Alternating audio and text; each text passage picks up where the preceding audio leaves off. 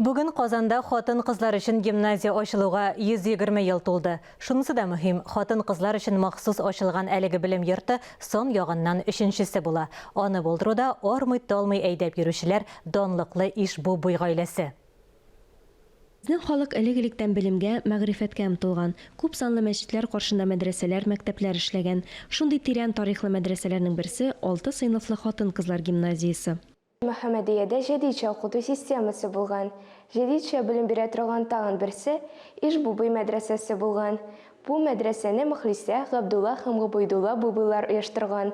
Тагын танылган укытучы Габдулла бубый Кытайда беренче кызлар мәктәбен оештырган. Ишбу буй мәдрәсәсе турында 12-нче гимназия укучылары бик яхшы белә, чөнки үзләре дә Фатиха Аитова исемендәге кызлар гимназиясендә укый. Ә бүген 120 еллык тарихын искә алган мәктәпкә атаклы бубыйлар нәселе нигез сала. Нәкъ менә Габдулла бубыйның "Башта кызларны укытабыз, гаиләдә беренче укытучы әни булыр" дигән сүзләре әле дә актуаль калып безнең көннәргә кадәр килеп ирешкән. Ишбу буй мәдрәсәсендә 30 төрле дәрес укытылган.